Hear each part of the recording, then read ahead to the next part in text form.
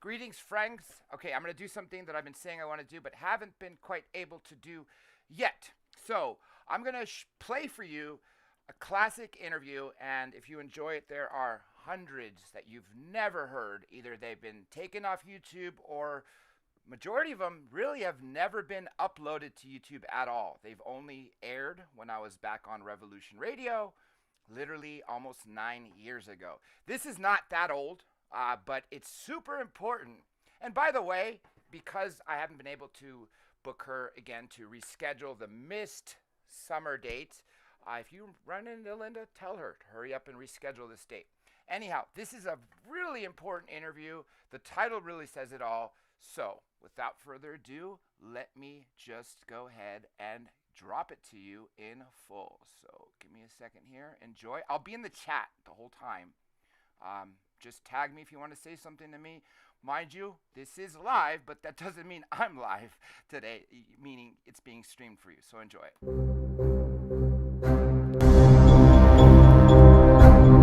Researcher on a mission with Dr. J and Elias.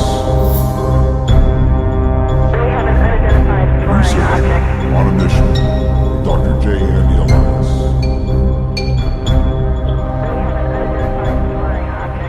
Welcome back to another episode of Dr. J Radio Live. Of course, I am your host, Dr. J. Co-hosting with me from the future, where it's London, November 6th, is Johnny Webb.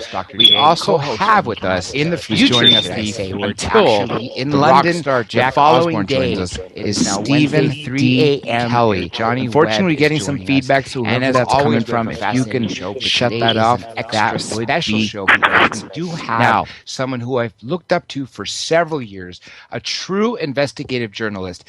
Normally, this is the time I would go through the news with you, but I figure, why do it alone when I could do it with a top journalist in the world? And with that being said, let's introduce our guest tonight, and that would be the one and only Linda Moulton Howe. Miss Howe, welcome back.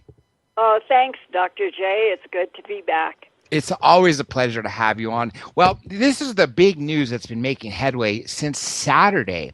There's this anomalous picture, actually video even exists, of what looks like a white and bluish cone sort of thing. And a lot of people even called in 911 in Southern California, all the way down from San Diego, all the way up to Ventura, as you know, visibly even further eastward.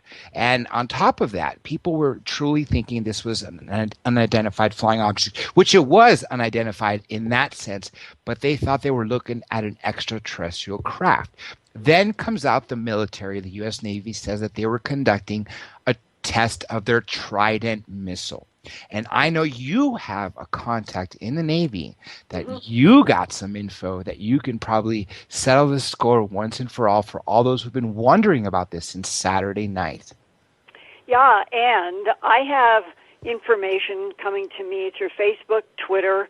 Earthfiles.com is my Facebook, Twitter, and to my website, earthfiles@earthfiles.com, dozens and dozens of people were emailing Saturday to Sunday saying that they were, whether it was Los Angeles, San Francisco, Arizona, even some people in Idaho, some eyewitnesses in Mexico, and they were sending, in many cases, images saying, we are seeing this going from south to north.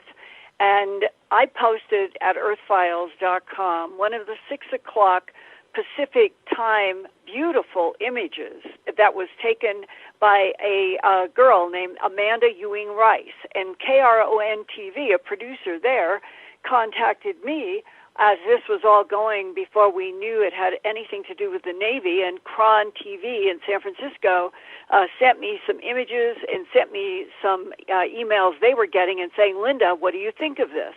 So I felt like I was in the middle of the swirl going almost from the beginning, and I'm looking at these photos. I'm looking at the first videos coming in, and people, I asked one man, where are you? And he gave me the intersection in San Francisco, and I said, your back is which direction, your face is which direction? And he said, my back is to the east, my face is to the west, and this is traveling from south to north. Everybody said that, south to north. And one of these photographs that was taken by Amanda, it looks like an umbrella flying in the sky with a turquoise blue center pole, and then this greenish, bluish kind of umbrella top with it, where the very tip top of the umbrella would be a bright, brilliant white. And most everybody was saying, we've never seen anything like this before. And I was getting a lot of emails from people who were male, who had been in the military, and they kept saying this doesn't look like a Trident or any missile trying to eliminate possibilities. So this went up at Earth Files having to do with what is this mystery rocket that is moving from the Los Angeles, Orange County area going south to north. And that was what everybody was asking. By 11 p.m. my time on Saturday, I received word through KRON-TV, who were tied into the California Law Enforcement and Airport Network, and they said that the Orange County Sheriff and the Coast Guard down in Orange County had confirmed that this bright blue stem inside of this white glowing object was, in fact, a classified launch of a Trident II D5 missile, and that when they said and reported on Saturday night that it had come from Point Mugu Naval Base as a missile, I have subsequently learned that would be the controlling operational source for what happened, but that the actual launch of this missile, and now I'm going to read from an email that I got today answering a lot of my questions from a retired Navy captain, Mark Wood, who now is based in Boca Raton, Florida. He helped me on the underground Alaska story. He has helped me on several things. He did this for a living for more than 2 decades in the Navy, studying launches, being able to work on various kinds of global latitude and longitude issues. And here it was his first answer to my question about where exactly did this launch from the Navy point of view. He said, you had the launch on Saturday, which was approximately 6 p.m. Pacific, and then you had another launch on yesterday afternoon during the daylight hours, and both launches were from the USS Kentucky, not from an island. Even the sheriff's office had indicated on Saturday that it was an island. It was not. It was the USS Kentucky. Now, where is the USS Kentucky, or was it? The Southern California Operating Area for Fleet Exercises, Airborne ASW exercises, and air subsurface exercises is a significant distance off the coast out going west from Los Angeles. This is why no one heard the missile. That was one of the puzzling things, too. I had sent an email to people saying, are you hearing any sound? And everybody was saying no. Now, if you have been to, say, Cape Canaveral to watch a Saturn or Space Shuttle launch, you know that it must be what happened on Saturday and what happened on yesterday, that it had to have been at a great distance from the ears and minds of people who were observing with their eyes if they couldn't hear anything, because anywhere in the Cape Canaveral area, when there have been launches there, I've seen a couple. It's very loud. It's very earth-shaking. Now, because we're on an Earth, it's a sphere. That means there's a curvature of the horizon. And by the time that the people on the shore going, whether it was Mexico, Southern California, up San Francisco, even up further north, people on the shore did see, he says, engine flames, and that this would be the orange color that has confused everyone. And by that time, he says the missile would have been at a very significant altitude.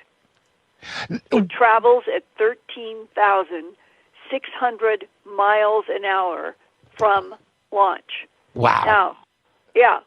So now, if you then, and I've got a map in front of me.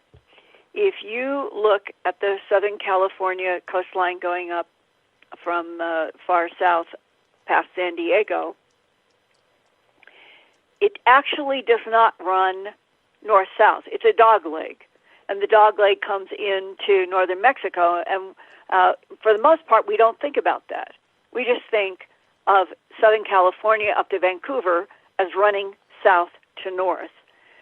But it runs for this period going from Santa Barbara and San Diego going north. It actually moves at a 140 to 320 degree line, and that means that you are, wherever you are in San Diego, and you are looking up toward land and out to the sea, you are not focused on a perpendicular going up to Los Angeles. You are looking out, and he's assuming, the Navy captain, retired, is assuming that, in fact, people in that southern part of California would be looking about 230 degrees out to the west in the Pacific Ocean. Yes. And then he said, I don't know the exact position of the missile launch, but for argument's sake, let's put it at, and he provided an image with a red dot that I'm going to put all of this up with the graphics that he sent not very long ago to Earth Files, and so it'll be at my website probably sometime tomorrow or Thursday. And it's not running parallel to the observer line of sight, and that this was due to the fact that the brightness of this engine flame was remaining bright enough and constant enough that people standing on the shore could not really judge both the degree of distance going toward the west and the height of this object. All they could see was the perceived motion going from what they thought was sort of left to right, south to north. And then the observers then assumed that what they were seeing was something moving south, straight north.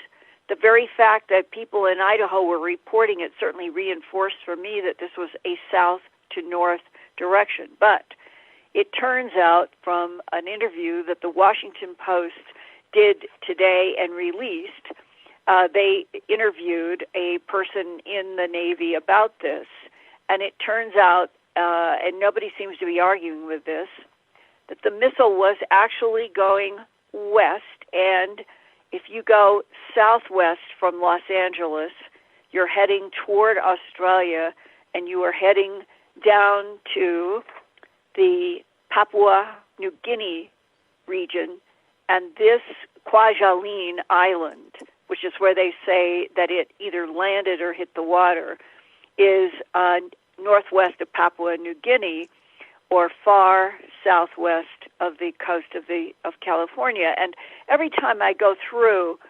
the very necessary and important exercise of my questions and audience questions on these phenomena, and go to people who have served in military or some capacity where they are really familiar with what is happening with arcs, orbital mechanics, the physics of the Earth, it is always an educational revelation. I enjoy learning why we all thought it was going south to north, all the way up to Idaho, when in fact, according to these calculations, it was actually flying west and turning south, and none of us on land-based had that perspective. Now, this raises, though, John, a really important question. You look at the map and you look at the headlines that all piled up on November 7th, and that was, you had this launch at 6 o'clock, which caused a huge social media sensation. earlier that same day, I posted at my news website, earthfiles.com, breaking news. Secret military operations have closed airspace from LAX west over the Pacific through the coming week. When we got that news on the morning from TV stations, I got it from a TV station in the morning of November 7th from ABC7 in LA. They didn't have an answer to why. Nobody in the military was talking, and the police didn't know. They just said mysterious military maneuvers over the Pacific are forcing a change in Los Angeles International Airport landings late at night, meaning noise for thousands of people in the flight path, close quote. Well, that morning, it made no sense.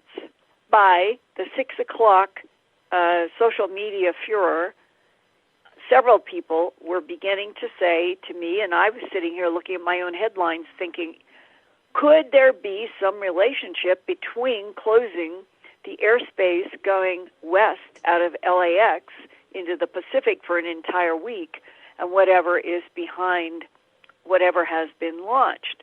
Now, today, I talked with somebody who also is a different military person, and they said they think that these two are probably really tightly linked, and the sheriff didn't have any information, and LAX didn't have any information that they gave out publicly only, about 6 hours before the 6 p.m. launch on the November 7th. So look at the disconnect of how people were so affected. Some people were scared. Why couldn't they, in the morning, have simply announced, we are going to be doing naval exercises. We're going to be testing Trident 2 because we have changed something. So if you see some beautiful blasting thing in the sky over the Pacific, it's us, America. It's your Navy. We are testing, right? Wouldn't that have been wonderful for us all to have been given an honest headline in connection with closing down planes going west? Now, confusing this situation, an attorney that I know was in Los Angeles this past weekend said that even though there were those headlines about the fact that Los Angeles International Airport would have the airspace closed going west, he said they took off from LAX, went way out over the Pacific Ocean on Saturday. And he said, what does it mean? They didn't affect our airline, so what really was happening on Saturday? So that's another question mark. Now, the third part also part of the headlines in various worldwide news operations Friday and Saturday. At Earth Files, I posted WT 1190F, I'm doing it the polite way, space junk due to impact Indian Ocean November 13th, this coming Friday. Now, normally, I would take astronomers, planetary geologists, the Near-Earth Orbiting Objects Office at NASA. I would take them for their word. I would take it as an honest release. But here is the part that is becoming so puzzling to understand. And again, this involves the point of India, where Sri Lanka is, right at the southern tip of India, because they're calling this, what other people are saying, what the F, another 9/11, WT 1190F. Yeah. They're saying this was not even seen or known to this planet. I'm going to say not to anyone. Who knows anymore? I'm just going to say it was not general world news until about 2.5 weeks ago, for the first time. Nobody had ever heard or seen of this. And then we learn that the University of Hawaii's 2.2-meter telescope, that is very fine and used by some of the world's best astronomers, in early October had taken an image, means a photographic image, digital image, from the University of Hawaii of an object that they then declared to be unidentified space junk on a highly elliptical orbit from beyond the moon. Well, now let's just talk for a second about this highly elliptical orbit. It is defined as being in an orbit twice as far away as the Earth-Moon distance of 242,000 miles. That means when it was seen for the first time, it was 500,000 miles from the Earth, but on the backside of the moon. I don't mean the physical backside of the moon. I mean behind the moon. We couldn't see through the moon to see this object, for apparently, as it was approaching. And then suddenly, Hawaii was able to get this image, and they estimated, and this seems so strange, they estimated that the length of this thing that is in this image is 6 feet long, about 2 meters. And that they had calculated in the last 2.5 weeks that it was going to hit in the Indian Ocean about 40 miles, 65 kilometers, from Sri Lanka, which is right off the southern tip of India, at 11:50 a.m. local time there on Friday, November 13th. Nature, the journal Nature, has done a huge article about this, and they did that on October 23rd. And I have the hot link to that journal article at Earthfiles. Well, you stand back and you think a orbital elliptic that is twice the distance from the Earth to the moon is an object that is still being described as mysterious Earth space junk. It doesn't seem to make a lot of sense. What is it that is coming in from far away, having come from the direction, if you could look through the moon, it was coming from someplace, and will be crashing into the ocean on Friday? I just wonder, and so do some other people, could all of this be tied together? That's a very good point. And when you brought up LAX, one major thing is, as you know, that from the attorney that you talked to who flew from LAX, it was after the launch. I think it was only Sunday when they initiated this blockout, where normally what would happen between midnight and 6 a.m., they would fly from to avoid the causing noise and more noise pollution to all the residents in the area surrounding LAX, that instead of flying over the Pacific Ocean and then getting towards altitude and traveling eastwardly, that they were just to fly in a westwardly position. But again, you have evidence that contradicts this. The other thing I want to say is something coming from the other side of the moon. Although I can never get him to confirm this, actually confirm it, other than say he speculates this. Dr. Edgar Mitchell, who I know you've talked to as many times, probably more than me. Most recently, the last interview I did with him, he actually says there's a good probability that there is an extraterrestrial base on the other side of the moon. And that yes. Oh, John, I've heard this from so many people over the last 3 decades about this base on the far side of the moon. And I want to tell you something very interesting about this in relationship to Neil Armstrong. But let's just make sure that you and I and the audience, that we're on the same square here. When I was using the words from the far side or backside of the moon, what I meant was this object was 500,000 miles away when they first found it, and the literature says it was coming from 500,000 miles away from behind the moon. Do you know why it's hard to find the language? It isn't at the moon. It isn't on the physical far side of the moon. It's out in space, but traveling toward the Earth, coming on an orbit that is coming toward the moon, but it's not hitting the moon. It's going to come by the moon and hit in the Indian Ocean. So it isn't physically on the moon or hitting the moon or being on the moon. It's just coming from that far place. Now, I would like to share something that I've always thought of on these issues of what exactly is inside the moon, the backside of the moon, and so forth.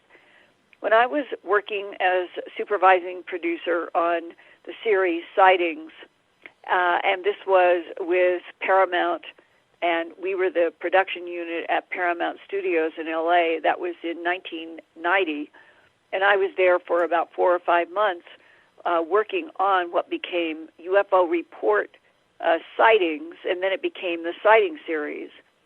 And one of the segments that we wanted to do was about astronauts who had seen unidentified objects in space and were willing to talk about it on camera. And in the process of, at the top of my list as a producer, was to try to interview Neil Armstrong, the first man who stepped on the moon, and he had been so silent and so mysteriously non-public since he had returned from the moon. So I was able to get in touch with a pilot who had been a good friend of Neil Armstrong's back at their very early ages, in their early 20s, when they were both jet pilots. And that man sat down and said, "Look, I'll tell you why I don't think he will ever talk to you or anybody." And that was such a shock. And why? I mean, he's the first man who stepped on the moon. And the pilot said, "Well, he and I are really good friends, and I've known him since we were young." And he said after he got back from the moon, and you know, he did do a ticker tape kind of parade. Yes. I think he did that much. And then he just disappeared from the public. I'm so glad you actually mentioned that, because for 20, 30 years, I thought the guy was dead, literally, until he popped in the headlines when he did pass away. That's right. No, he was very much alive when I was trying to produce this segment for Sightings at Paramount in the spring. It would have been the spring of 1990, because our broadcast of the pilot was October of 1990. So I'm now, my ears are glued to what is he going to tell me is the reason that Neil Armstrong would never tell the story of getting to the moon to television. And he said, I finally was invited to his house, and as I walked in and we're walking down a hall to go to a living room, he said, "Linda, there wasn't one photo of astronaut anything." And here I'm with the historic, forever face. Oh, we seem to have dropped her. Everybody hang tight. We'll bring her right back. It's you that was knocked off, and everybody else is still here. But you were literally just saying, as you were walking in the hallway and you saw no photos, and then you got cut off. I wonder, how am I selectively disconnected by these, whatever it is that monitors us? Anyway, that's a shame. But here, so we're walking down, he is walking down the hall in the house with Neil Armstrong, and they sit down. And he asks him why he doesn't have any photos of his astronaut days. And he said that Neil Armstrong looked down at the floor and then said with a low voice something like, there were 3 of them over the crater, and they ordered me to move the LEM. Remember that? The LEM, how it moved suddenly with all the dust? Yes. For those who watched the 1969 landing, as you're coming down, NASA was on a delay. A lot of people don't realize that. There was, I think it was a 5 or 7 second delay, right? Oh, absolutely, because you had to Okay. send a signal from the moon. Yeah, so the way the pilot is explaining it, because I remember this dramatically, they're coming down, and then all of a sudden there is you see motion and movement and dust, and the NASA radio guy who was giving the play-by-play says, oh, there was something about the ground was going to be too rocky, so they turned the LEM to land in a smoother place. And the pilot says that was not Eagle, true. you're looking great. Coming up 9 minutes. We're now in the approach phase. Everything looking good. Altitude 5,200 feet. Manual attitude control is good. Roger, copy. Altitude 4,200. Houston, you're a go for landing, over. Roger, understand. Go for landing. 3,000 feet. Copy. Alarm. 1201. 1201. Roger, 1201 alarm. Where go? Same type. Where go? 2,000 feet. 2,000 feet. Into the ag. 47 degrees. Roger. 37 degrees. Eagle looking great. Your go. Altitude 1,600. 1,400 feet. Still looking very good. Roger, 1202. We copy it. 35 degrees. 35 degrees. 750. Coming down to 23. 700 feet, 21 down. 33 degrees. 100 feet down at 19. 540 feet down at 30. Down at 15.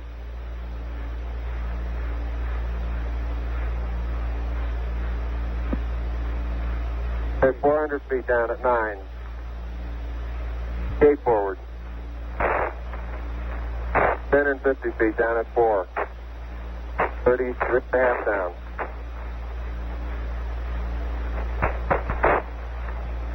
They're pegged on horizontal velocity. 300 feet down, 3.5. 47 forward. Put up.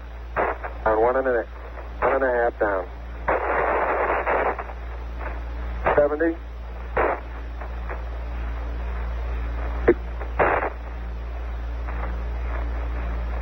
Got the shadow out there.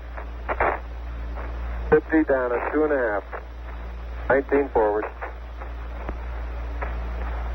Altitude, velocity, light. 3.5 down. 220 feet. 13 forward. 11 forward, coming down nicely. 200 feet. 4.5 down. 5.5 down. 160 feet. 6.5 down. 5.5 down. 9 forward. Good. 120 feet. 100 feet. 3.5 down. 9 forward. 5%. 185. Okay, 75 feet. That's looking good. Down a half. 6 forward. 60 seconds. Lights on. 6. Down 2.5. Forward. Forward. That's 40 feet down 2.5. Picking up some dust. 30 feet, 2.5 down. Straight shadow. 4 forward. 4 forward. Drifting to the right a little. 20. Down a half. 30 seconds. Forward, just good. Okay. Contact light. Okay, engine stop. ACA at a descent. Mode control both auto. Descent engine command override off. Engine arm off. 413 is in. We copy you down, Eagle. Houston, Tranquility Base here. The Eagle has landed. Roger, Tranquility. We copy you on the ground. You got a bunch of guys about to turn blue. We're breathing again. Thanks a lot. Thank you. You're looking good here. Okay, we're going to be busy for a minute. That what all that was about, if you go back and look at whatever videos out there now of that landing, that when the LEM suddenly moved in a kind of a jerky way and there was a lot of dust, that it was because Neil Armstrong and the other guys saw 3 silver discs lined up over a crater that would have been seen by the camera, and they communicated with NASA that there were 3 things there, and NASA said, turn the LEM, and they landed in that chaos because there were 3 silver discs parked in the air over a nearby crater. And there's actually some great NASA footage, though some people believe was hoax, but it appeared in this very famous documentary from the early 90s, UFOs Above and Beyond, where it actually showed these giant objects parked literally right by a crater, one of the several craters on the moon. Now, here's the anomaly that I never understood. Can we just ask a question here for the audience and pose it? I've seen the same photos, and what I have wondered, are they created in some kind of a Photoshop for people to put up at websites to get clicks to make money? So many people are doing that. I think it's unethical. But people are doing that. And so it makes it so hard for those of us who are trying very hard to understand what the facts are. The story, I completely believe from the pilot. But I don't think that any of those real photos have been leaked, have they? Wouldn't these be something Photoshop based on hearing stories like what I just told you? Why is it that Buzz Aldrin does a lot more talking? As a matter of fact, he appeared in a very famous movie, a very fictional movie, Transformers of all that. I mean, that was a child's toy. I remember that one in the early 80s. It was very popular, that and I think Tron or Voltron or something like that. But regardless, Transformers, he appeared in it, and with a very straight face in I think it was the second part or the third part. I don't remember which of this part of the series because there have been so many at this point. He actually came into in the movie and said that when him and Neil Armstrong landed on the moon, that they encountered an unknown species, an extraterrestrial species. Now, again, this was in a movie. Why would they allow him to say such a thing? I mean, wouldn't it discredit NASA?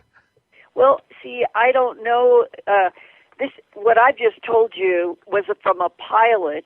He would be then firsthand, right, to the story. He was there with Neil Armstrong as a buddy in Neil Armstrong's house. So that's what you call first-hand testimony. He was one of 2 people, and he's describing. And you really, to make a strong, credible story, you usually need everybody that's involved. You want to go on the record, but we never could get Neil Armstrong, which sort of reinforced what the pilot said.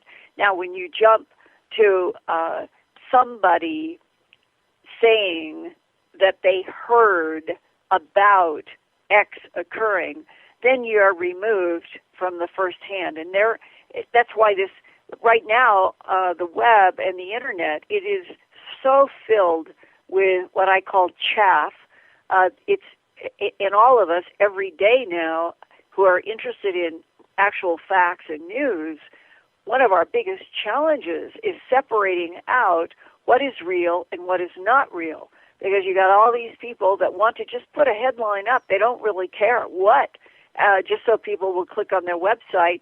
Even if people are disgusted after they click on the website, then that person is adding up those clicks for money.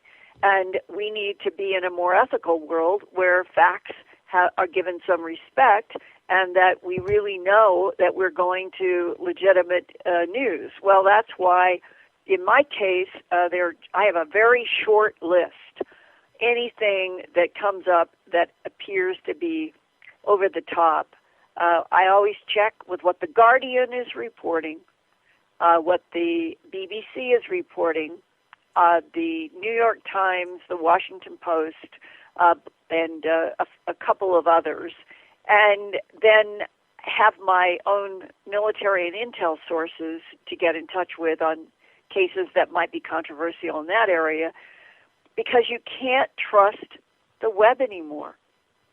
I'm glad you brought that up because it's actually a double-edged sword. On one hand, you have this free flow of information where anybody can be a movie producer via YouTube. They, for every minute watched, I was told by a YouTube advisor that there are 300 minutes or 300 hours uploaded. That is just an astronomical number. And I'd say 30 years ago, before people had the ability to create blogs and to create stories or to create websites that glorify stories that are chaff, the way you put it, that's where the double-edged sword comes from. So on one hand, we have the free flow of information. On the other hand, forgive me for saying this, we have the crap that comes in that really, really just muddies the water for us trying to get to the sources. And I'll give you another part of the internet world today that is so unfair, and that is I know how hard that I work on trying to understand and report in difficult subject areas such as the alien presence as it has been described by various people, politically, military, and intel on this planet, and all of the ramifications that fall out from those two words, alien presence.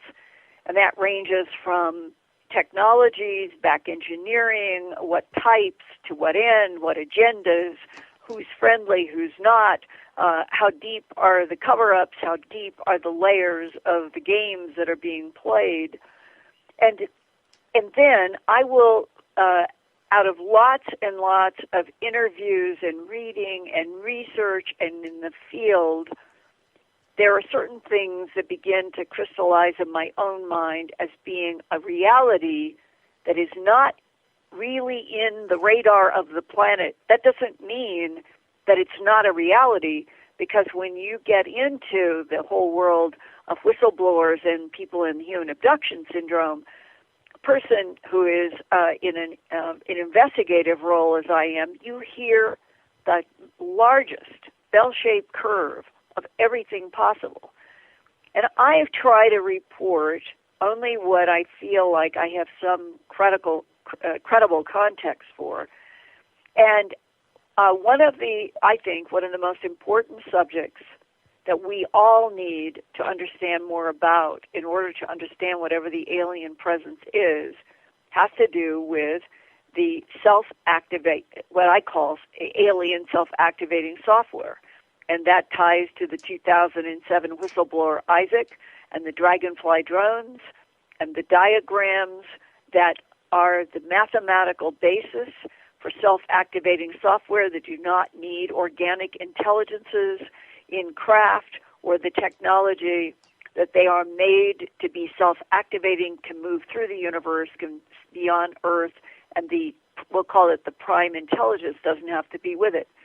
I am convinced this is one of the most important facets, and it relates to symbols, being able to touch symbols that provoke the self-activating software to respond. And these are all of those descriptions going back to the 50s and the 60s in the 20th century, when people said the craft seemed to be alive. It acted as if it were a conscious, sentient being. Those were many descriptions going back to those far decades, and nobody had any context for understanding. Today, the alien self-activating software explains how you could have an entire craft.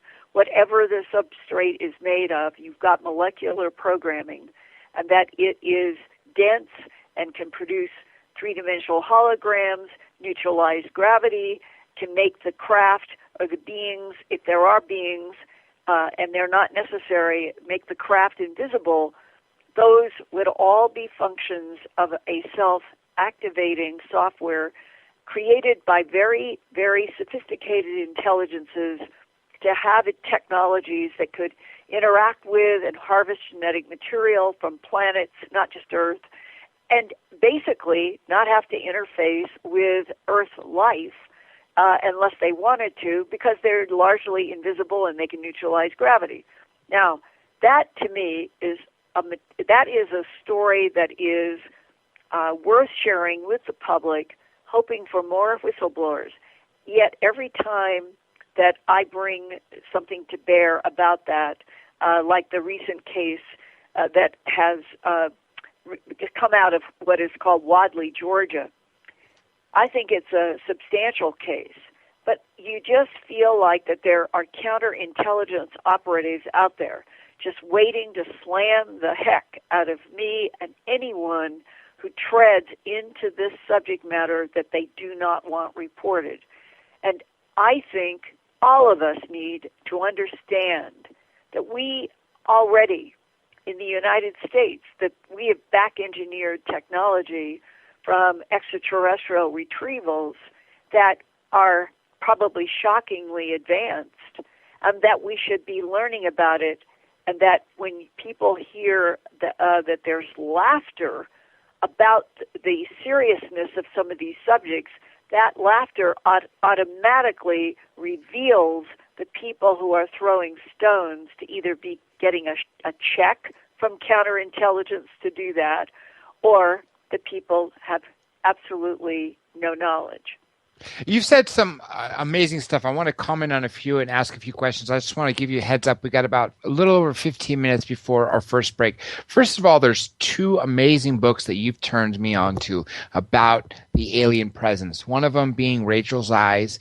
I believe Helen Luttrell was the author, which just blew my mind away to know that there were programs where they were trying to take either a hybrid or it was maybe a full-on ET and mix it in with humans in a college, wearing a floppy hat, sunglasses, and all this other stuff. Like she had no bones, I remember. And the other book, UFO Highway by Anthony Sanchez.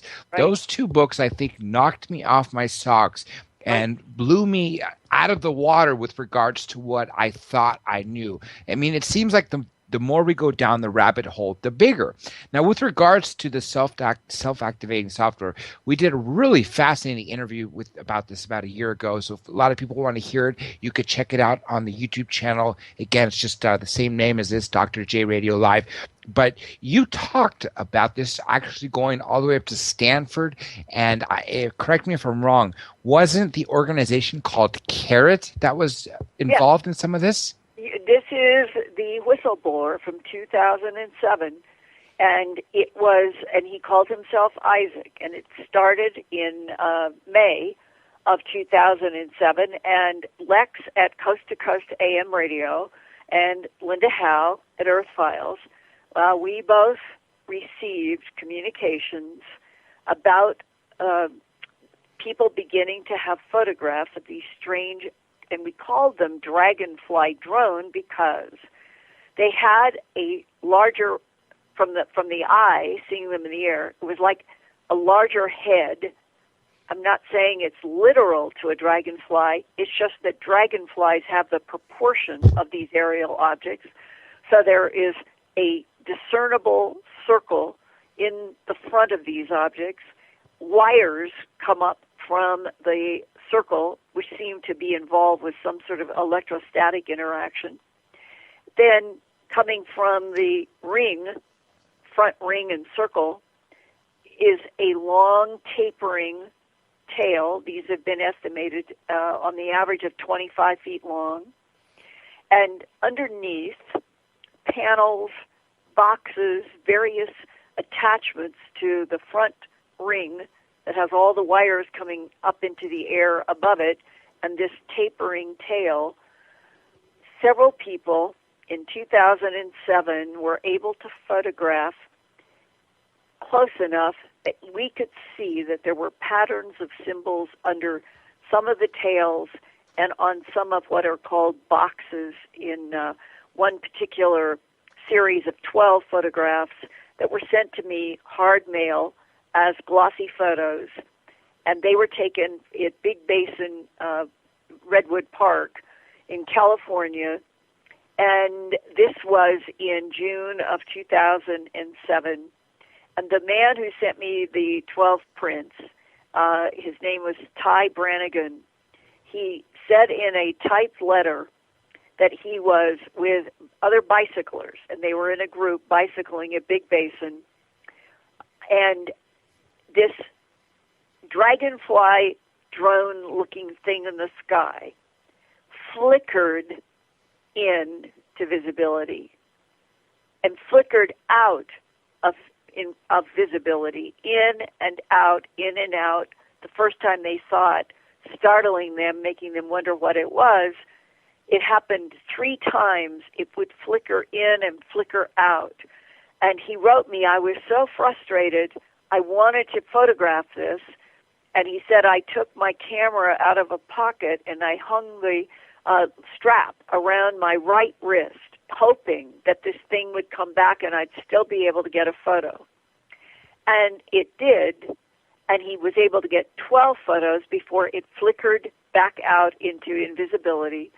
And he said that the whole time that the 12 that he's trying to photograph, this Dragonfly drone would rotate clockwise and then reverse counterclockwise and then clockwise and counterclockwise as it was hovering and slowly moving in a motion where they were on a path, and he got those 12 photos. And on the basis of those 12 photos and the symbols that were underneath, they were on the boxes and underneath the tail, I put up all of the photographs at earthfiles.com. I shared the private emails that I was having one-on-one with Isaac, and I put up, as he requested, Lex at Coast and me and anyone who wanted to deal with the documents that he released, that no one would be able to change a word, change a diagram, change an image, if any of us did anything to alter the 2 documents that he was releasing in the photographs. He would take down his site and we would never have any interaction again. So I've never touched. At Earth Files to this day, part 1 and part 2 of an entire document with photos of extraterrestrial technology at the CARET lab in Palo Alto. CARET is an acronym for Commercial Application Research of Extraterrestrial Technology. The goal, it was a Department of Defense program in which they were trying to work with 200 scientists in an underground facility in Palo Alto. After I had done all this reporting that I'm telling you about, it went on for months, and I ended up with something like 21 eyewitnesses to these Dragonfly drones, going back as far as the 1988 to 89 time period at an Air Force base in Louisiana. There was a widespread of eyewitnesses. But as this went forward, and I am getting communication in addition to what Isaac was releasing, a man who identified himself as working for a large corporation in Palo Alto said, I am trusting that you will not ever share my email, my name. I just want you to know. He said, I have studied everything that you have reported from Isaac about CARET and your own other investigations and reports about other eyewitnesses. And he said, I want you to know the CARET document is real. The lab, I know for a fact, is underground, and in the 80s, if you had been in Palo Alto and you knew what to look for, you would have thought you were passing a library with trees.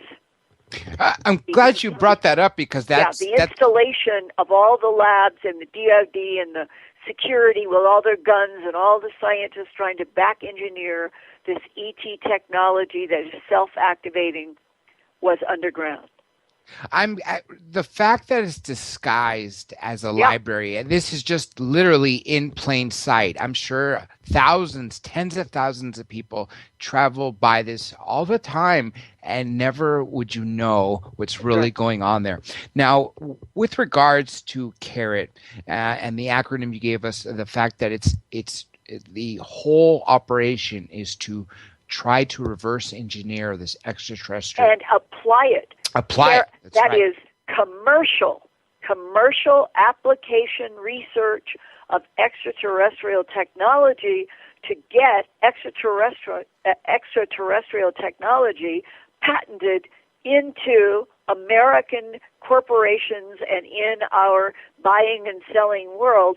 And isn't that precisely what Philip J. Corso said his job was in 1960s, working for General Trudeau in the Pentagon, who was having Corso hand deliver what were identified as extraterrestrial technology retrieved from a variety of crash sites or disk sites. Some of them weren't even crashes. It was as if the extraterrestrials were putting down craft, almost like, here, take this, see what you can learn from this.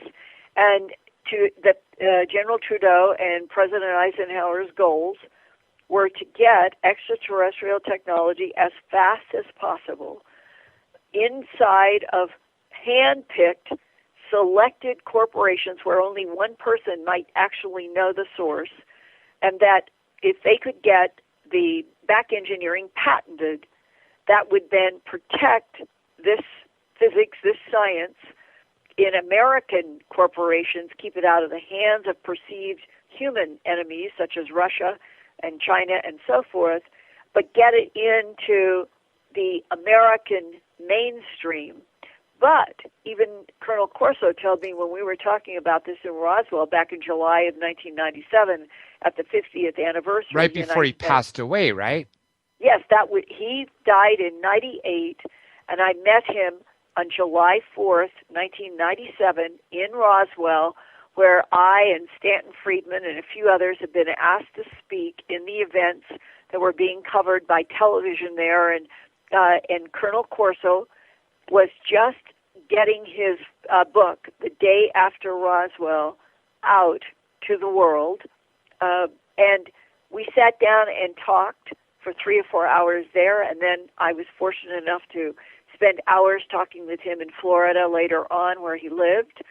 And he stressed that in this effort to get the material that was extraterrestrial, back engineered and patented into corporations so it would be in the American mainstream, that there was a huge disconnect between the black programs that were already way advanced in their effort to understand and apply extraterrestrial technology to military operations and weapons development. And that is probably the most advanced area of all of the ET application on the planet.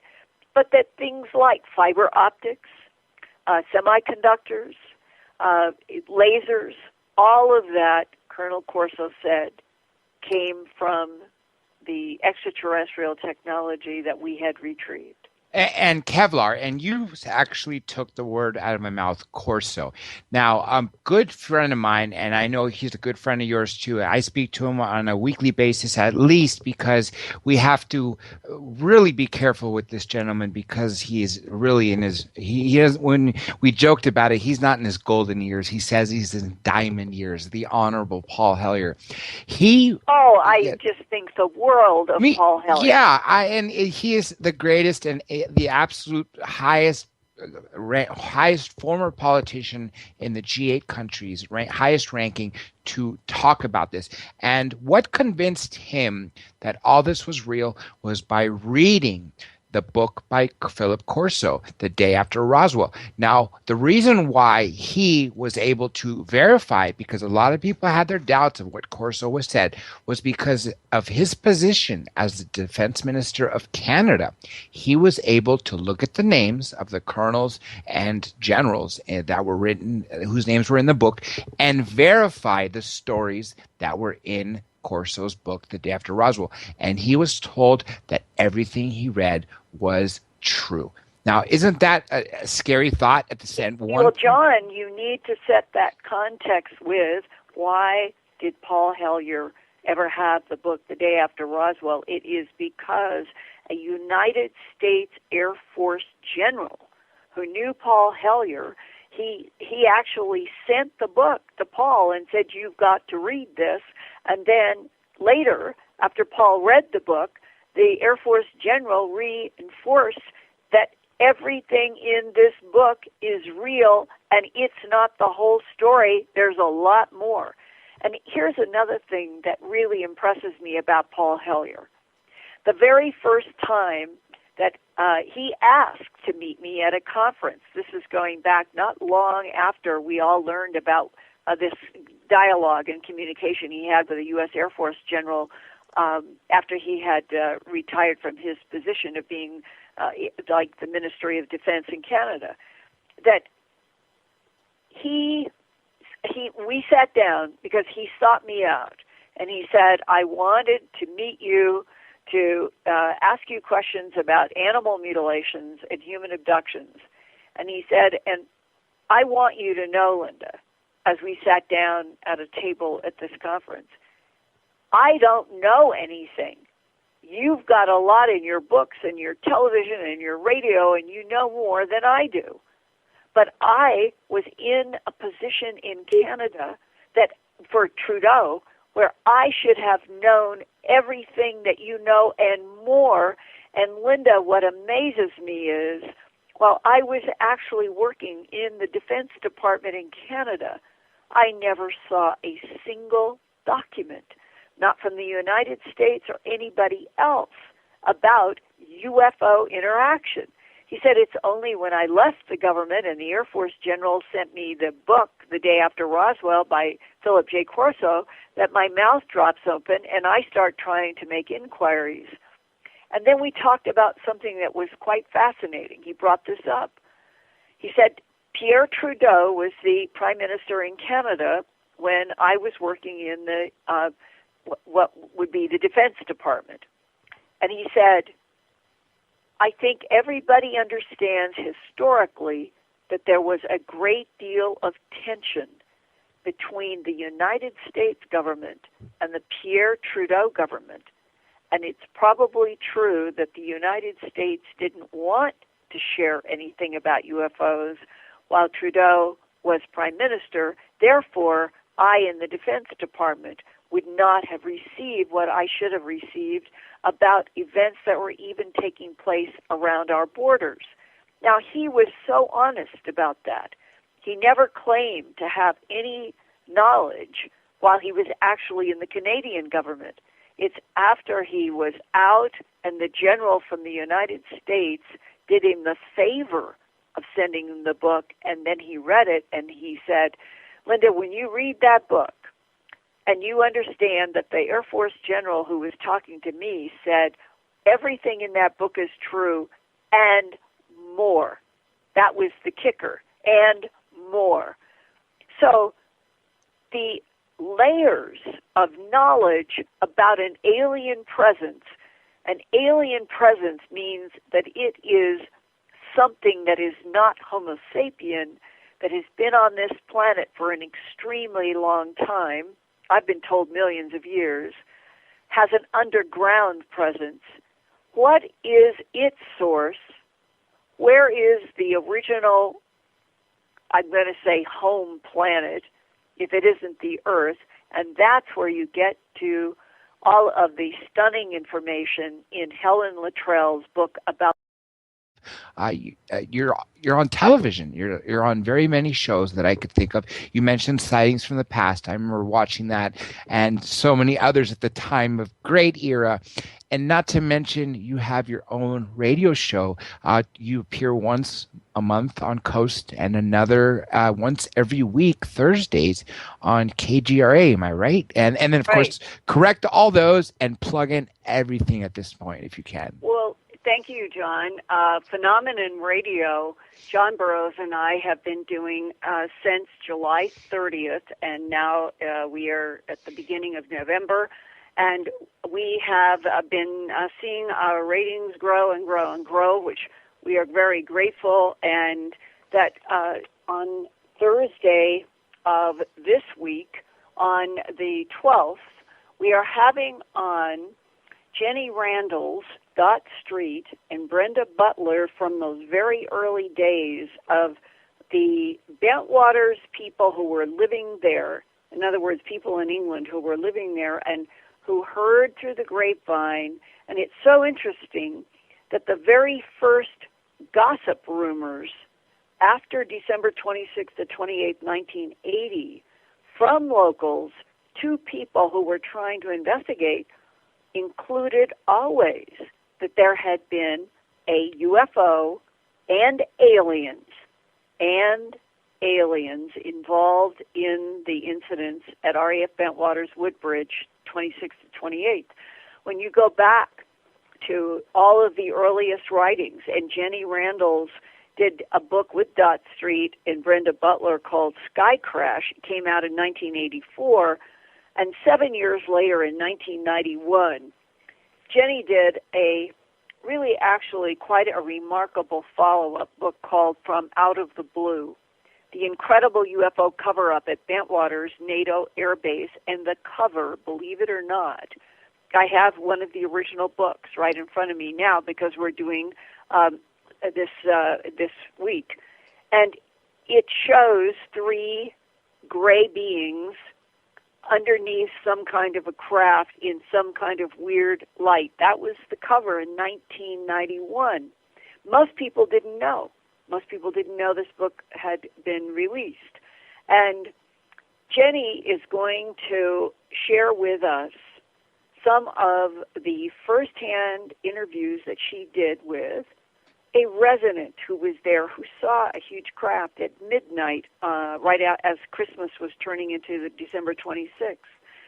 At 1 o'clock, she talked with people who had firsthand knowledge about the radar operators in Middlesex, who were tracking something the size of a 747, but it was going at first at tremendous speed, and then it would slow down, and then it would go at a tremendous speed, and then the radar operators told her that they tracked whatever this was right down toward RAF Bentwaters Woodbridge. And it was only last year that the former deputy base commander of RAF Bentwaters Woodbridge, Charles Holt, Lieutenant Colonel Charles Holt, went on the record in a press conference when he was back over in Suffolk County to speak that he had confirmed as the former deputy base commander that there were multiple radar films that tracked unknowns, unidentifieds, on the nights of December 26th, 27th, and 28th, all 3 nights, moving into Rendlesham. In 1980, of course, 35 years ago. Exactly. And now, in this program that John and I have been working on, we are trying to look at this as a hugely multifaceted phenomena that had interaction with then NATO's largest air base, jointly operated by the UK and the US, that involved dozens of people, literally. But John Burroughs is the only known person at RAF Bentwaters Woodbridge between December 26th and 28th, the only person twice engulfed in the strange light.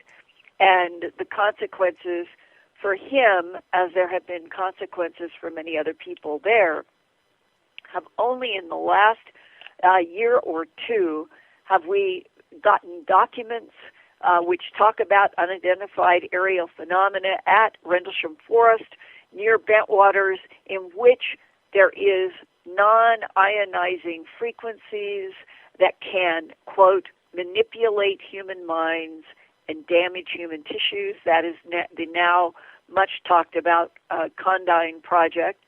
And what we are trying to do on this 2-hour program each Thursday on KGRA is go deeper with people than most people have ever heard before, and keep widening the scope of where our Bentwaters propels us. And we are definitely going to be going into things including quantum physics and time and dimensions and all of that. And so that is one of the big circles in my life. Then the Coast to Coast AM, I do 3 hours the last Thursday of every month, unless it's a holiday like Thanksgiving and Christmas, and then we move it back a week so that I can have a holiday, and George does the same thing. But I'm trying to always be focusing on breaking news in science and environment and real X-Files, and I've been doing that on Coast since 1995, first with Art Bell, and then starting in 2004 with George Norrie, and doing the last Thursday of every month for the last, I think it's 10 years.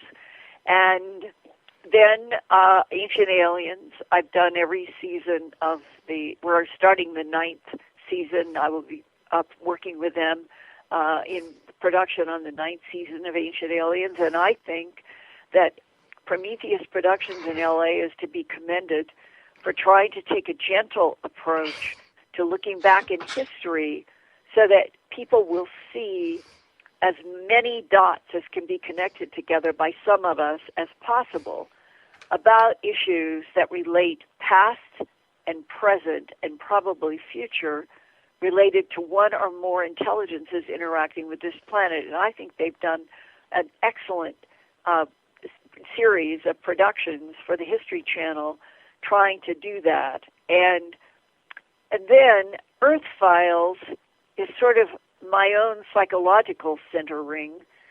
I have produced television shows. I've tried to figure it out. I think it's 5,000 radio programs now.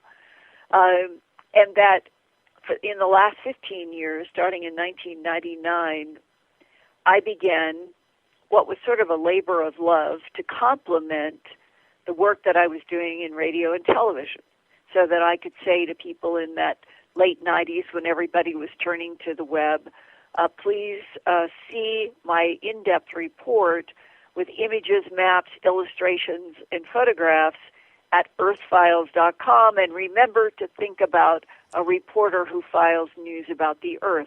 That's why I call it Earth Files. And I don't know what I thought would be the evolution of Earth Files, but I can say happily today that over the last 15 years, earthfiles.com is where the beginning of all my research is, that goes out like hubs on a wheel to you, to Coast, to Whitley Strieber in Dreamland, to Ancient Aliens, to conferences. I'm going to be doing this coming weekend, the 13th, 14th, 15th of November. I am an honored producer at the Mississippi International Film Festival in Jackson, and they will be screening a hour that I did and produced a few months ago about all of my research into Gobekli Tepe in southern Turkey, where I traveled, and how it ties into this concept of self-activating software that can be in stone, it can be in metal, it can be in crystal, it can be in a variety of substances, as long as certain frequency fields can be applied where the symbols and the patterns are. And throughout the history of this planet, that self-activating software might begin to explain why Stonehenge was built, even the relationship of the pyramids, if you accept what I think is increasingly becoming clear, that 5,000 years ago, 12,000 years ago at Gobekli Tepe, millions of years ago, that there have been non-human intelligences that have interacted with and terraformed this planet for their own ends, their own gains, and how they operate in terms of self-activating software and using frequencies that can neutralize gravity, move 100-ton stones, cause invisibility when they so choose not to be visible to surface Earth life, and can project three-dimensional holograms that the current model of standing-up primate cannot tell. An extraterrestrially projected hologram from something around us that we see every day, and therefore it is the perfect cover for being an alien presence on a planet without the surface Earth life, i.e. humans, knowing even that they are there monitoring, harvesting, and terraforming among us. And that is the key to the whole issue of hybridization. And that hybrids and the hybridization theme, you will be hearing more and more about it. I was just asked to write a comment for a book that will be coming out called Meet the Hybrids. And this is a theme that for some reason it had been talked about 20 years ago, talked a little bit more about 10 years ago, but never really broke into the public until just the last 3 years. And we're going to be hearing a lot more. And I try to say to people, the idea of a human ET hybrid, I'm not afraid of it. I want to understand it. If we're on a planet where there has been an alien presence that's been fighting for its own survival in life for millions of years in different solar systems and ends up here, I would like to understand why. That is the Anthony Sanchez book. Helen Luttrell has the same story, both from Air Force colonels.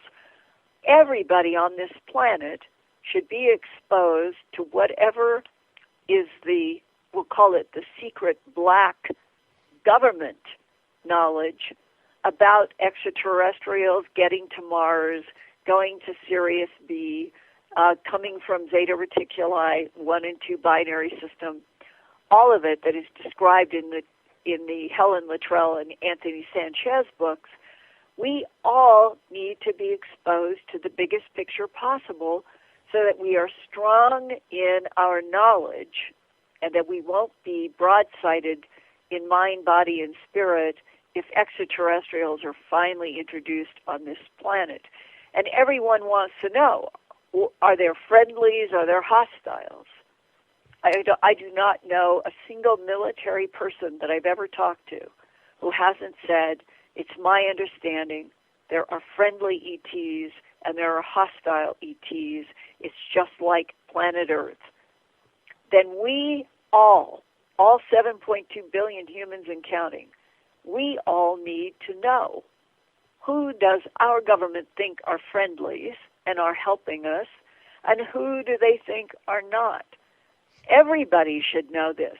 This is not something to run from or panic over. This is called growing up into adulthood in our relationship with a universe that is not cuddly, that is very difficult to work in and move through unless you get help from the other advanced intelligences. I'm so glad you brought that up. First of all, let me throw in a couple things. Everybody out there, make sure you do check out the Maze of Deception series that Linda has on YouTube. I believe it's youtube.com/earthfiles. Am I correct? Well, if there is, I didn't put it there. I've done the Maze of Deception in Earth Files, and it's a huge and very important series from my point of view. What I find, and I don't know what to do about it because my goal is to get information, is that people come and take an awful lot of things from Earth Files, from my videos, from my conferences, and they put them up at YouTube without ever consulting or asking me. And therefore, I guess I'm happy that some of the work that I'm doing a lot of across what seems like 100 subjects all the time, it gets out into the public. But I've always been trying to control and sustain the quality of what goes out in my name, like the Gobekli DVD production that I'm being honored with at this Jackson, Mississippi Film Festival this weekend. That's 100% my production. And so if somebody has taken my Earth Files work, as far as I'm concerned, the Maze of Deception series is only in Earth Files with some audio, but I have not produced it into a formal DVD or YouTube yet. So I'm not sure what's out there using my work from Earth Files. Well, nonetheless, everybody be sure you check out earthfiles.com. The fact that you are honored or being honored at the Mississippi Film Festival in Jackson, I think is phenomenal. And you speak globally. That's what's really important. We have a few callers standing by, and then we have so much more to cover, which we could probably go on for weeks, Linda. That's why I love speaking with you. I'm going to go in order. The first one you probably know. This is a Skype caller. He goes by Adam, and from when I spoke to him in the past, you two should know each other. Okay. Adam, you still there? You got to unmute, Adam. Okay, can you hear me? There we go. Sorry about that. First time Skyping. So, hi, Linda. We talked in 2013 on the telephone, but that was by my birth name. On the internet, I'm using Adam. Okay. So you're probably confused. You don't remember me, but I had a. Well, if we were able to talk about whatever we did the interview about, I would probably remember. But what I hope the audience will understand that I'm trying every month. I am probably doing recorded phone interviews with at least 20 different people, and you multiply that times 12 months. And if you go back 3 years, you're in hundreds of interviews. And Earth Files is my archive. So if you gave me even a date, and I just look up in my archive, then I will know instantly. We talked on the telephone for 2 hours when you called me, and it was off air. It wasn't recorded. And you said that you wanted me to do drawings about my Nordic encounter. And the problem was, I felt bad about that because I backed away because I wanted to share my experience with you in a recorded interview, but I had trouble committing it to paper. I had not been talking about this for 12 years, and I hadn't been drawing, so it was hard for me to commit it to paper. But I'm working on those sketches, and I mean, I don't know if we have time now to go into any of it, but you know, I am working. I think what would be valuable, I do sort of try to have every interview that I do for any kind of public work always have sort of as its complement illustrations from the person that I'm interviewing, because over and over again I find that people will say one thing on the phone, and then when I do get illustrations, what they're saying in words is not what they are drawing, and it's the drawings that represent what people remember in their mind's eye, and often they and I learn a great deal more from the illustrations. And so I have found it to be a really valuable part of having illustrations before I do the recorded interviews. And so if you want to send me 1, 2, or 3, or whatever you have, and send it to Earthfiles at earthfiles.com. And anybody listening, it's always the same email. It's been the same email for 15 years. Think of a reporter who files news about the Earth. Send me your illustrations to Earthfiles at earthfiles.com. And upon receiving them, include your phone number again, and then I can follow up. That sounds great. I will definitely do that. I've got some crude sketches, but I want to finish them. And I agree with you. The sketches, it helps tremendously to see that. And I had contact with you on Twitter, where I had also mentioned road landing experience. But, I did email that to you. But I know you're swamped in the email, so you don't, Well, always have time. Well, I would like to follow up with you. So that sounds great.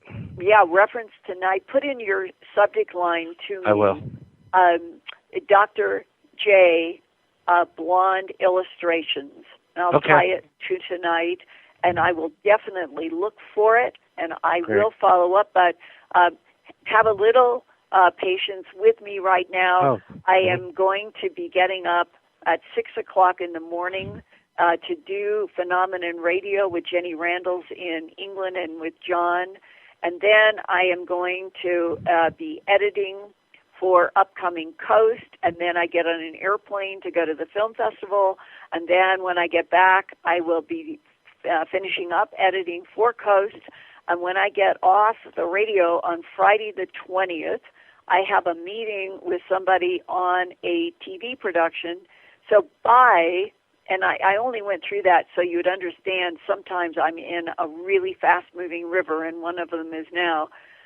By the 22nd or 23rd, I think that Monday is the 23rd of November, that would be the first time that I can really focus my attention on what you send me. And Adam, before I let you go, make sure you send her not just what you said you would, but all the illustrations you sent me that I shared with all the listeners when we did the interview with your encounters from back when you were taken in your school and you had the class, the landing. Share them all with Linda. Yeah. She is the right person. Adam, thank you so much for calling, and let's get to our next caller. This one is a phone number, area code 719. What's your name and where are you calling from? That would be me. This is Kevin in Colorado Springs. Kevin, nice to hear from you. Do you have any questions for Linda?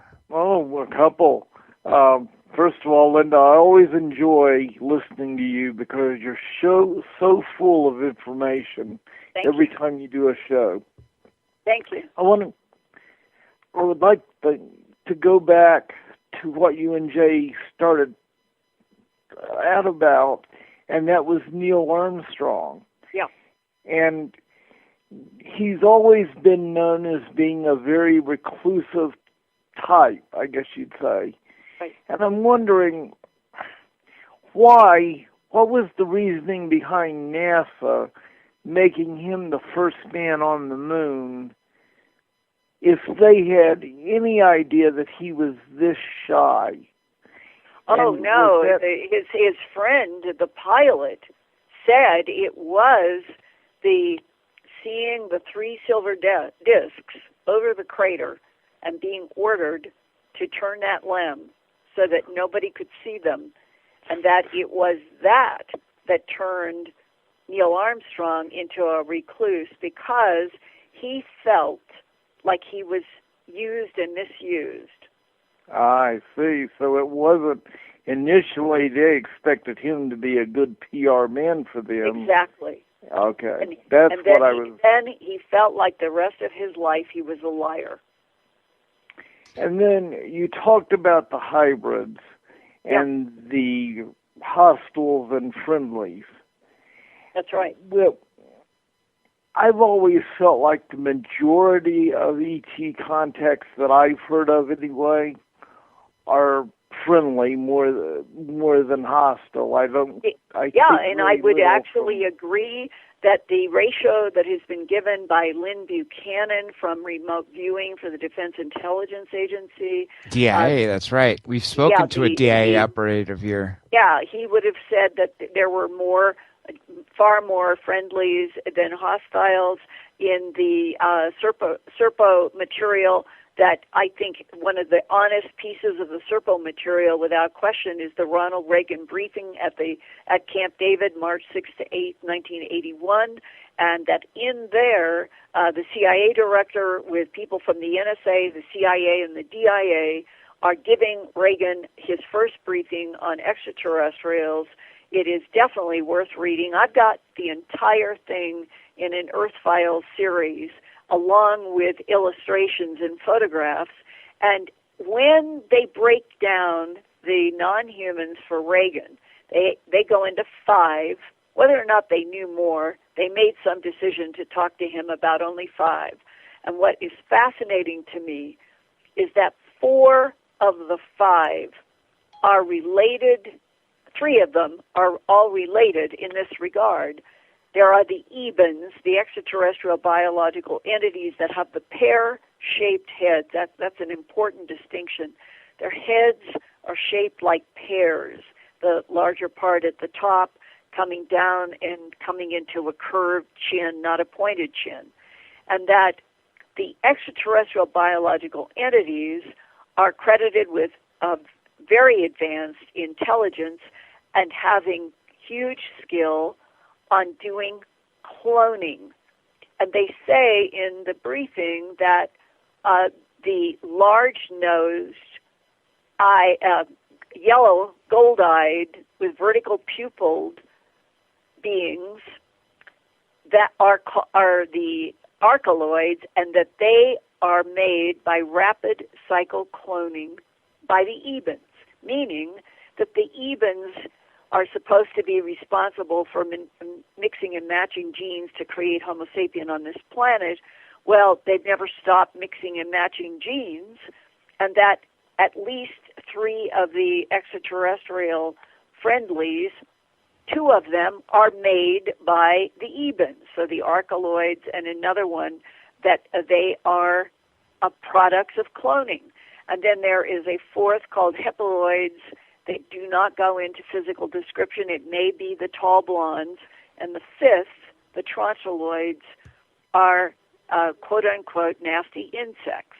Well, that means that you've got a 4-to-1 ratio of 4 groups that are considered friendly to 1. So if that ratio holds up, then we must have a lot of allies that have been helping us against whatever else may be hostile, and that we may be at a position where there's been so much back engineering of weapons that now the United States perhaps feels confident that they don't have a problem in that regard of an attack. But certainly we have the problem that all of the planet has been forced into darkness about the fact that we're not alone in this universe, and that there are all kinds of life forms, and that many of them are friendly. I would love to. I happen to agree with that statement, Linda, and I think there's so much proof of that, because if they wanted us dead, first of all, they would have wiped us off this planet a long time ago. Yes. And it wouldn't be along the ways of the movie Independence Day. They would have done it in a way to preserve the planet for other uses. As you recall, Bob Lazar said one of the reasons he doesn't want to be the UFO guy is because it would break down the sociology, the human brain, the factor that we are special, religion. But it's time that Homo sapien grew up. That's right. To realize that we're on a planet where a 1% controls the barter system, 1% controls the politically acceptable subjects. That really, really irritates me, and that we need to get past this. 1% should not be keeping us all dumb and blind. It doesn't even matter if some of the original reasons for doing that were, quote-unquote, benign, so that poor, dumb, blind Homo sapien humans would not be jumping off of cliffs. And, it drives me crazy. We're not that weak. We're not that stupid. We are a species that should be given the respect of truth and honesty that we all deserve. And who gives the 1% the power to speak on our behalf? It's disgusting. Linda, we have a little over 20 minutes left. Okay. I want to go on whatever topics you want. There's a few more that I would love to touch base with. Before we went to break, first of all, you mentioned a very important fact that the person who was in charge of Rachel in Rachel's Eyes by Helena Trell was an Air Force colonel. And same thing with UFO Highway. That's right. Sanchez contact was an Air Force colonel. Now, let me ask you this question. Who died, metaphorically. It's just like the Cooper Stein at the citizen hearing in Washington, D.C. at the National Press Club on May 2013. He was briefly introduced in a tiny short video, but he was a man that I spent 2.5 days with in 1998 at his home in Florida, and that he said that for him to get out of the CIA extraterrestrial monitoring group, that they had to kill him. Wait, are you speaking about the guy who went by anonymous? Yeah, that is my story, my research, 20 parts at Earth Files. At the citizen hearing, they introduced it in a different way, but it is all work that I had done with him, and because he was threatened, after I left his house, I was going to get a crew and come back, videotape him, and sign that it would all be for posthumous release in television that I was going to produce and work, because he thought he was dying from diabetes, so did his wife, when I was there in 1998.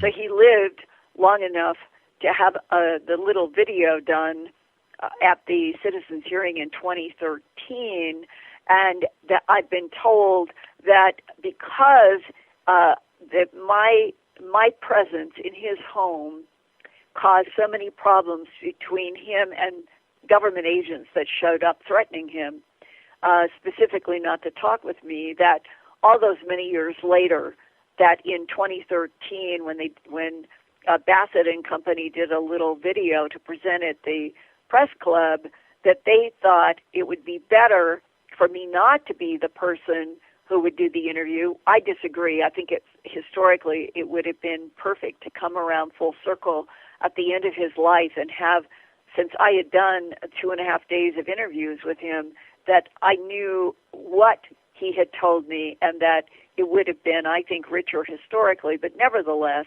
I was thrilled to see that he finally, because he has passed, that at the end of his life, that he at least was able to be on video at what I thought was a very important event, the National Press Club citizen hearing. I was very happy to be a participant in several of those panels presenting to the retired congresspeople, and that when he had the little video, when you know what I know that he told me, and that I have these 20-some parts at Earth Files transcribed from the 17.5 audio tapes that I recorded with him, and that he stressed that in order for him to be able to leave the unit in which he was, in his cover was being an Army cryptographer, and he told in detail about the autopsies on extraterrestrial bodies that they watched. They had film that was coming in from around the world. They were working tightly with Fort Belvoir in Langley, Virginia. His boss was from Langley, Virginia. It was a CIA unit pretending to be Army cryptography. And that he was in it for 4 years, went to Area 51, saw a gray alien in a one-way mirror where his boss and a couple others were inside of a room with one of the grays, communicating telepathically only, and that he wanted out. He did not want to spend the rest of his life dealing with the UFO ET subject matter. And his boss told him that the only way that he could get out of this CIA extraterrestrial unit devoted to studying, monitoring everything related to ETs on this planet, they would have to, quote-unquote, kill him, meaning he would have to die, have a death certificate and all of that, and then continue living under a different name, a different everything, and that they did arrange that for him. That is exactly what the colonel told Anthony Sanchez that he had to do in order to release the information in UFO Highway and continue to live on this planet. And you're absolutely right. Two things. With regards to UFO Highway, Sanchez says that the moment the book was to be published, that colonel had to, quote unquote, die, like you said. And back to the anonymous, that's the way I refer to him, because that's what I was introduced to him in 2013. That I wrote him. He asked me to call him Cooper, K-E-W-P-E-R. So in my work at Earth Files, when in 2008, I had received a letter that turned out to be false, a letter informing me that Cooper Stein, that was a made-up name, that he had died. I released in his honor the 20-part series at Earth Files in 2008.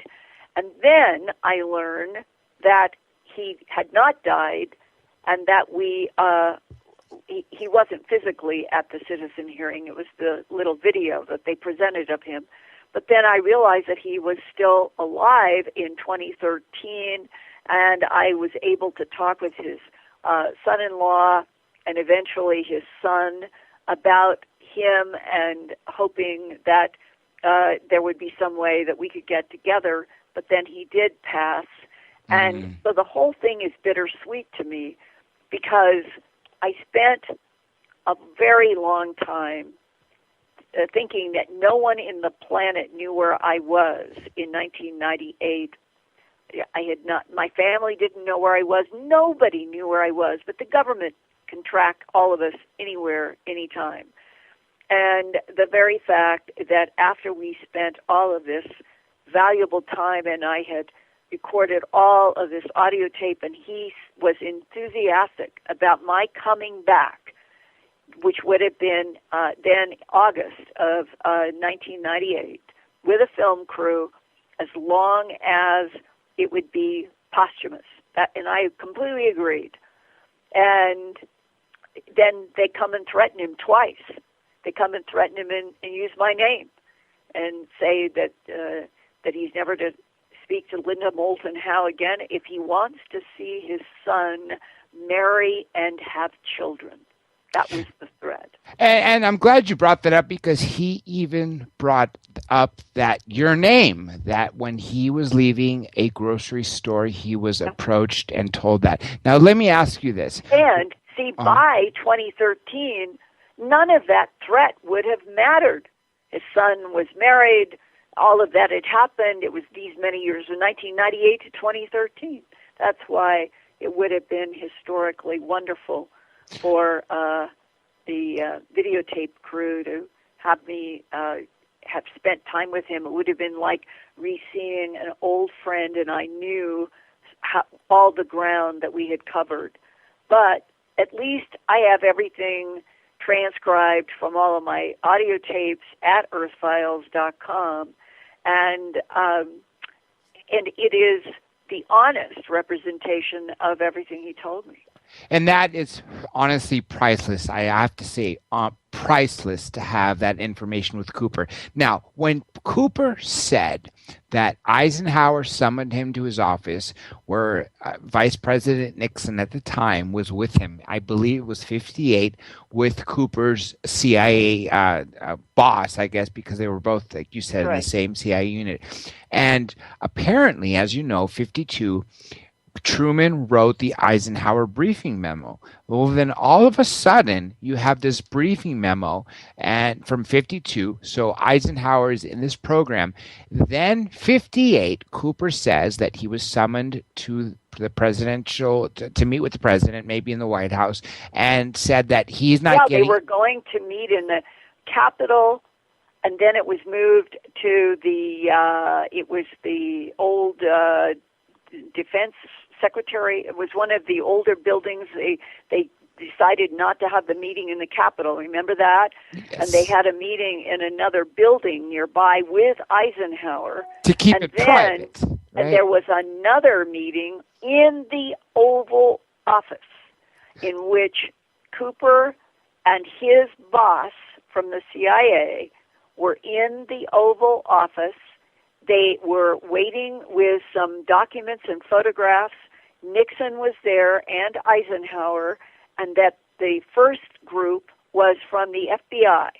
And there was a meeting with the FBI on UFO-related matters, and then they moved to Cooper and his boss, and that it was in that meeting that Cooper got the first realization that Eisenhower had told him and his boss things that he was not going to address in the meeting with Nixon. Nixon was not hearing everything that Eisenhower knew. Now, let me pose this question to you after I pose this, what realization I had. Just to give you a heads up, we got about 10 minutes left, so I'm going to try to cram as much as possible. When Eisenhower told Cooper that Area 51 had stopped providing him information, that he was going to invade with, I believe, the 1st Army unit in Colorado. That was in that little video that they showed at Citizen Hearing. Yeah. I can say that without any question, in 1998, in those 2.5 days at his house, he never said that then. I wonder if it was because when they did that little video for the 2013 Citizen Hearing, he was already so much sicker. See, he was on shots. He was having to stop every 3 or 4 hours to do shots. Yeah, he had a 6-month lifespan at that point, I believe, right? Even less. In 1998, we thought, his wife told me she thought he was going to pass, and that she was grateful that I was willing to do a videotape that could be on television of him with a document that would be legally posthumous. Then, in 2013, the fact that he was still alive was wonderfully amazing, but I could see in the video that they had done this short video in a hotel or motel room. I could tell that he was not of mind. He was extremely sharp. I mean, the guy was really smart, and his mind was detailed and fast in 1998. In 2013, it was slow, and he was not sharp.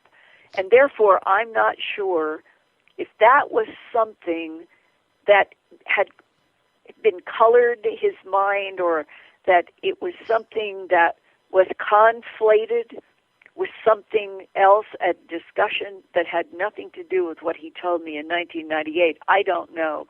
Now, people have said that, who claim that they knew Eisenhower well and that he was a no-nonsense man. I think that's a very fair statement. That's right. The supreme leader, of the Allied leader of World War II. And Eisenhower was one hell of a what do you want to call it? He was substantive. He had a lot of strength, morally and in his brain and his body.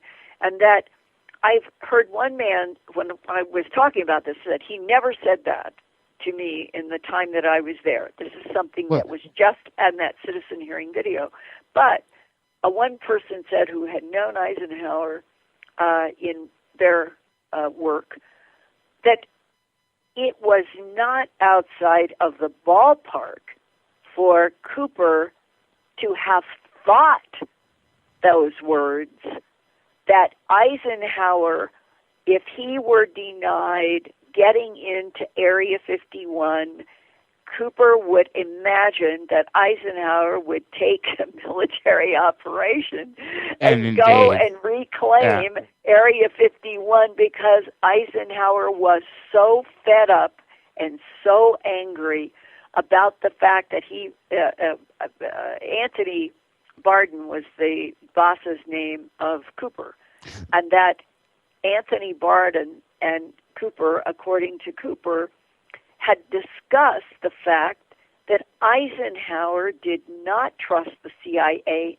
at all, thought that the CIA was a threat because of And spies. out of control, right? Out of control, filled with spies, and that this is why Eisenhower turned to General Trudeau, set him up in 1958 to be the head of R&D for the Army. With Corso. At that point, Corso said the only people that General Eisenhower / President of the United States trusted, this is a strong statement, the only people he trusted were the men he had known in World War II in the Army. Well, let me try to merge as much as I can because we do got about 5 minutes left. The reason why I've always wondered why did Eisenhower in 1961 say beware of the military-industrial complex? I think it's exactly this issue. Yes, exactly. Thank you. Was it because that the United States was turning into this Swiss cheese underbelly, black projects, black programs? And he and Truman obviously had set some of it in motion, but I think that Eisenhower himself was aghast at what was happening, right? And that was his warning, and that you can see whether it's metaphor, whether it was a thought, whether Cooper had ever heard with Anthony Varden at all ever about Eisenhower saying he would physically, forcefully claim Area 51. It's a thought. It's a metaphor for the thought of how serious things had gotten, and that Cooper could imagine that Eisenhower would take a military unit into Area 51 and reclaim it for the United States because it had gotten so disconnected from having any oversight by what we call our representative government. And that's a really scary thought. Linda, we have literally about 3 minutes left before I want to ask you for a final statement. I want to see if I can get this. This is trending a lot, especially because it came from earthfiles.com. If you don't think we don't have enough time to cover it, you let me know. Maybe we could do it another time.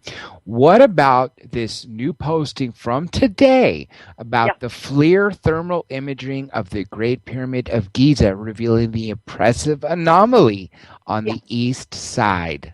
Yeah, this is a great story, and because we are short on time, I just want to say I've got that headline at Earth Files, but I have done an interview with a Yale archaeologist who has spent 20-some years working in Egypt archaeologically. No matter how bad it's been politically, the archaeologists have still been there working. It is a fascinating interview that will be, I believe it's my lead half hour in Coast on Thursday, November 19th. And I will be doing illustrations, photos, all kinds of things. And the bottom line is, this is perhaps the first time where the FLIR thermal camera has been used to look at Cheops, and they have found in this research that there are 3 areas in Cheops, one on the ground layer and one in the upper half, that are showing warmer. The stones are warmer than all the other limestones around it. That means, they think, that there are hollow spaces behind these stones that are showing up red in the FLIR, and that could mean that there is something, who knows, there could be treasures, there could be something in those spaces, or, as the Yale archaeologists told me with great enthusiasm, none of us really knows how the pyramid was built, and that it could be that these are spaces having to do with internal spiraling ramps that were used to build Cheops from the inside out. And I'm not trying to argue with him and say, well, it was probably extraterrestrials with discs that just neutralize gravity and put the stones in place. Right now, we're still in an Earth where academically the line is drawn in the sand that the the limestone blocks were put in place. But it is still a huge mystery even how that was done, and that this new thermal work on Cheops that will they're going to continue doing this work all the way through 2016. We could finally be in 2016 for the first time in 4,500 years, having an accurate insight about how some of those blocks were even put together at the center. Can you believe that thousands of years later, even more of these mysteries create more mysteries? This is why this is such an important topic. And Linda, as you mentioned earlier, us Homo sapiens have the right to know. And more importantly, we have every reason to know that, and we shouldn't allow this 1%. The truth. That's right. The truth. We deserve the truth. Linda, it's been such a fascinating time as always. And I wanted to give you this last minute so you can give the audience a final thought. And, of course, let's plug in your information one last time. Well, thank you, John, Dr. J. It's a pleasure to work with you on your radio program and to let everybody listening know if you have a story that is firsthand in any of the Earth Mystery categories, please email me at earthfiles@earthfiles.com. And I hope everybody listening will go to earthfiles.com. It is my news website that I always try to ground in as much pressure of fact as I possibly can in medicine, in science, in environmental issues, and then the huge real X-Files that are now from 1999 to 2015 at earthfiles.com. I will be approaching 3,000 in-depth reports with 60,000 some images in this coming year. It is like a huge encyclopedia, but it is also active daily news, and I encourage everyone to go to earthfiles.com, and thank you, John. Thank you so much, Linda. Again, I also want to thank the Dr. J Radio Live team and my co-host, Johnny Webb, where it's 5 a.m. now in London. Especially, I want to thank you, the listener. Remember, disclosure is in your hands. There's only so much we can do as journalists, investigators, witnesses. It's up to you guys to take this information, share it, and get the rest of the 7.2 billion people on this planet. Get the pressure on your congressman. Yes. And you know what? Speaking of that, I've been getting a lot of them, recordings. And a sitting congressman, Brad Sherman, has agreed to an interview. And fortunately, we have him set up. Sadly, it's only 20 minutes, but he will be coming. So much more. Everybody. Oh, that's so good. Yes. Yeah. Don't forget, everybody, Thursday, John Lear will be back. Unfortunately, because of his age, he'll only be on for the first hour. If you guys want open lines the second hour, let me know. Otherwise, I will book someone else. Remember, for the YouTube exclusives, don't forget, Nassim Harriman video has just been released. The Dr. Greer video from last week, part 1 and part 2, will be released tonight. They were made, ready, uploaded, set to go. Also, don't forget that Jim Mars will be coming up soon. Jaime Maussan was very kind to provide me with 500 plus videos to use for these amazing interviews on YouTube. And remember, about 350 more interviews will be uploaded onto YouTube. A lot of them here from Dark Matter, more than 150, plus another 150 from Revolution Radio, and then another 50 or so exclusive. All you have to do is go to DrJradioLIVE.com, DrJradioLIVE.com, and also YouTube.com/DrJRadioLive. There you have it. See, unfortunately, this was banned. Explain to me why it was banned for misinformation, they claim. This is exactly why I am pushing all of you to join Minds. Rockstar has been there. He's been my loyal friend and partner in crime. And fortunately, throughout this last 2 hours, dropping the link, me and Rockstar doing it, Too Much Information has joined us. So everybody, go grab a Minds account, follow Rockstar, follow myself, and follow TMIMIB. Remember, it's the only social media platform that's free speech. This sounds like a damn commercial, but it's going to keep being like this until all of you come there. I am banned from Facebook, Twitter, Instagram, all that other stuff. Here, you can speak freely and you get paid. Now, if you all enjoyed this today, I kind of want to know, because there are hundreds of interviews I promise none of you have heard unless you actually knew me 9-10 years ago when I was recruited to be on Revolution Radio. All of those interviews have never been uploaded to YouTube. On top of that, just like this tonight, Linda Moulton Howe, that's been banned off YouTube. There are several hundred more. If you're interested in hearing them, I will either put them as memberships for YouTube, and if this does well tonight, then I'll be dropping the rest if you guys want so. With that being said, I've taken up 2 hours of your time, so you guys go have a good night and party. And if I see in the comments you want more, I will bring you a ton more. And the greatest thing about older stuff is you can go back and look at what has happened in the world of UFOs and then compare. Was that person right or was that person wrong? The good thing about Linda, she's almost always right.